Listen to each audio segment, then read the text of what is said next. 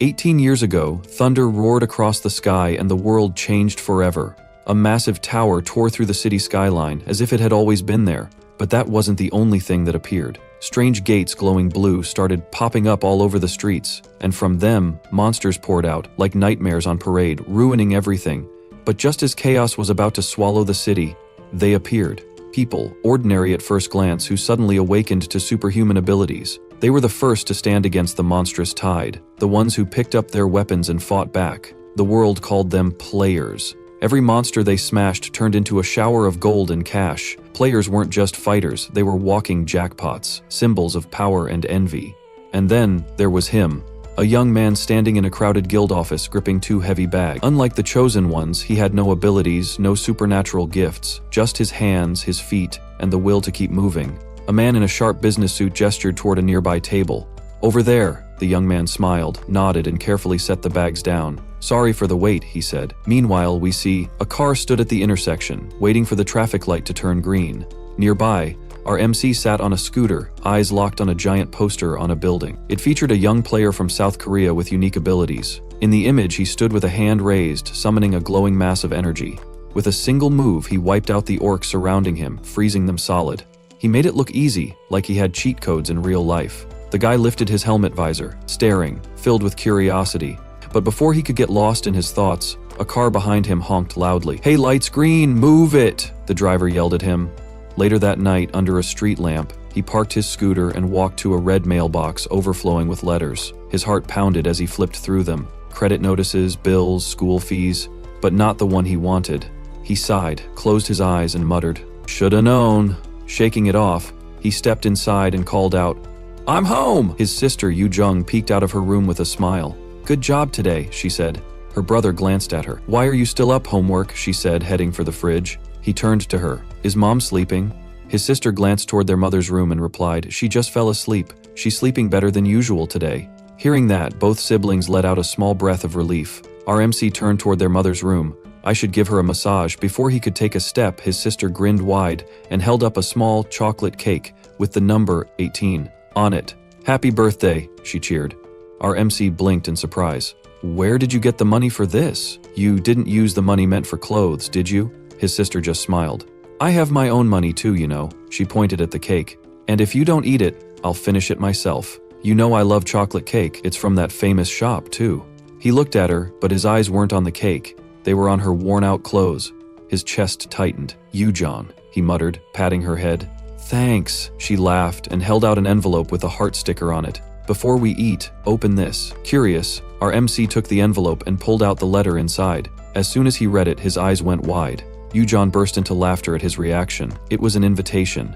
An official invitation from the Players Association. His hands trembled. "I wanted it to be a surprise," Yu-Jon said, wiping her teary eyes. "So I pulled it from the mailbox." Overwhelmed, our MC let out a shaky breath. Yu-Jon suddenly jumped forward, wrapping him in a tight hug.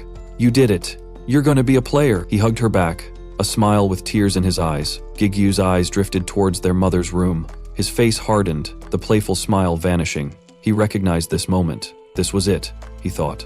A sense of grim determination settling over him. This was his chance to change everything. Outside, dark clouds slowly swallowed the stars. A new day arrived. The Korean Players Association building loomed over the city, a skyscraper so massive it almost seemed unreal. Our MC stood at the base, staring up with his mouth slightly open.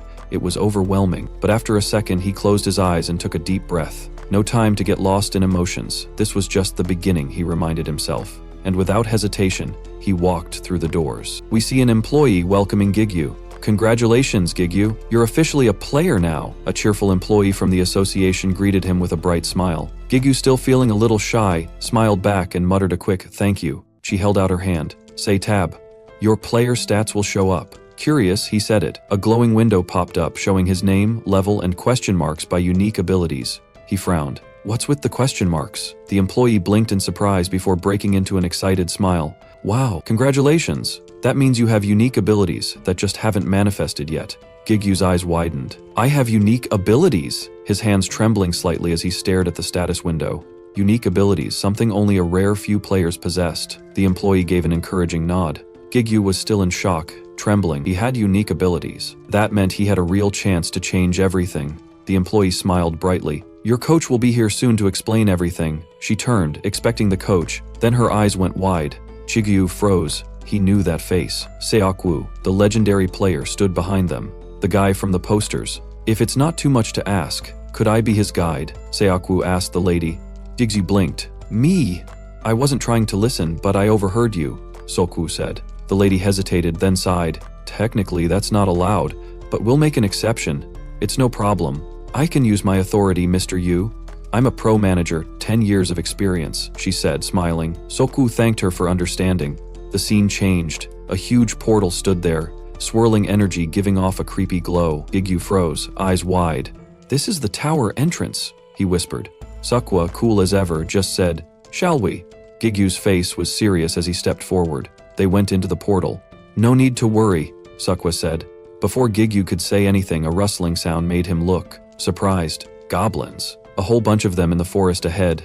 Are there always this many monsters on the first floor? Gikyu asked, his voice tight. Seokwoo remained unfazed. Sometimes, things pile up. Monsters gather over time. Gikyu looked confused. That sounds like a huge problem, Seokwoo grinned, drawing his sword. Not really, it just means I can teach you the basics a little faster. He then explained the test of 100 goblins, a challenge once used to measure a player's potential. The test had been banned due to its danger, as it targeted players below level 10, but in theory, it provided an accurate way to see how strong you are. If someone could take down 100 goblins within a set time limit without using skills, their potential could be ranked. Completing the test in 4 to 5 hours meant they were an advanced player. Finishing it in 2 to 3 hours earned them an A-rank title. Clearing it in just 1 hour signified an elite warrior with high-ranking abilities. Then, Seokwoo spoke again, his voice calm. But for someone with unique abilities, 10 minutes. Almost no one can do that, Seokwoo said. He moved fast, dodging the goblin's attacks like they were moving slowly. Then he grabbed a goblin's head, holding it tight. Gikyu watched, his mind racing. He's not just good, he's amazing. Seokwoo looked at his watch. 47 seconds. Gikyu ran to him, out of breath. How can anyone do that in 10 minutes? Seokwoo said. Normal players need years. You, with your special power, can do it in months. A purple flame burned behind him, showing his power. People like Gikyu could get strong really fast. Seokwoo walked to a frozen goblin. Do you know the Angela Guild? He asked. Gikyu nodded. Yeah, they have a young leader as their guildmaster, Seokwoo said. Most of them did the goblin test in less than 3 hours. But I want a better guild. I need the best players, especially those with special powers. Gigyu's mouth dropped open. Seokwool melted the ice around the goblin with magic. The goblin got up. Seokwool smiled. Let's start your first fight.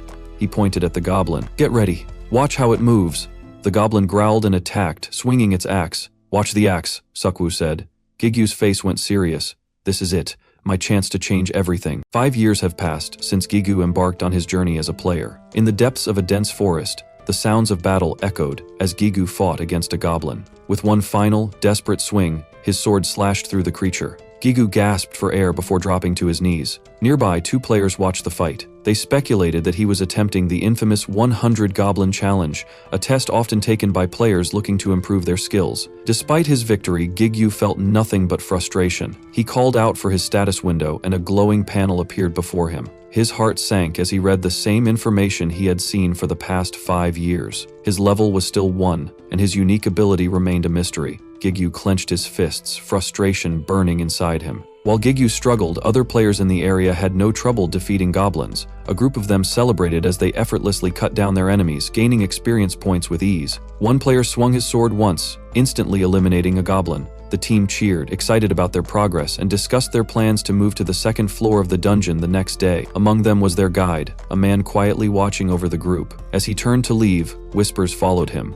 The players gossiped about his reputation. He was the lowest-ranked guide, the one mockingly called the player who can't level up. Gikyu heard everything but remained silent. This wasn't the first time people had spoken about him behind his back. Instead of reacting, he made his way to a hidden spot that only he knew about. Looking at his wristwatch, he realized it was time. In front of him stood a lone goblin, the same one that spawned every day at this exact location. He prepared to ambush it, stepping forward carefully to avoid making noise. However, a small misstep caused a sound, alerting the goblin. The creature immediately turned and lunged at him, its spear aimed directly at his head. With lightning-flashed reflexes, Gikyu barely managed to block the attack with his sword. The goblin's relentless assault kept him on edge, pushing him to his limits. He gritted his teeth, realizing that today's battle would be just as difficult as all the others. Afterward, he made his way to the guide team management office. As he walked through the halls, he unexpectedly bumped into Teo, another guide. Teo seemed agitated, quickly muttering an apology before rushing past him.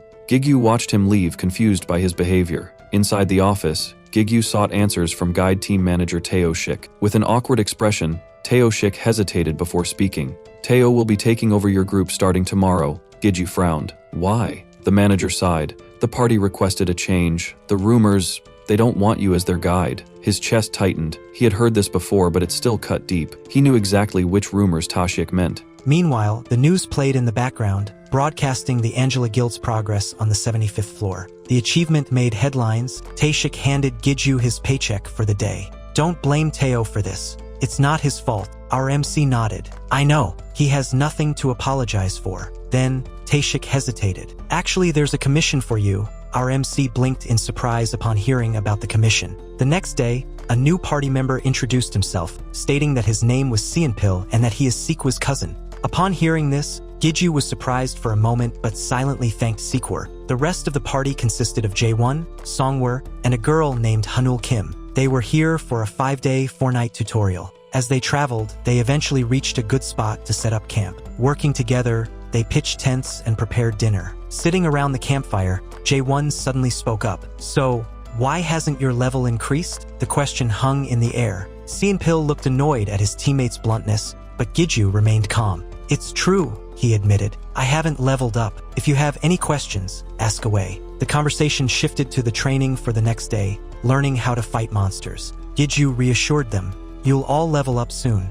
Catching up won't be a problem. He paused, then added, just don't run into a guardian. The group tensed up at the mention of guardians. Gikyu explained that guardians were the protectors of each floor, powerful boss monsters that guilds or large parties had to fight in order to defeat them. They also dropped rare loot and gave high-level experience points. However, for lower-ranked players, facing a guardian meant death. Meanwhile, on the tower's 4th floor, a small orc was running for its life. Fear twisted its face as it fled, desperation driving it forward. But fate was cruel. The creature tripped over a rock and crashed to the ground. Trembling, it turned around, only to see a nightmare approaching. A much larger, far more terrifying monster loomed over it, its eyes gleaming with hunger. The monstrous creature lunged, its massive jaws snapping shut around the helpless orc. A sickening crunch echoed through the air as bones shattered under immense pressure. Then silence. Only horror remained. Our video ends here. If you enjoyed it, please like and subscribe to the channel. Until next time, bye-bye.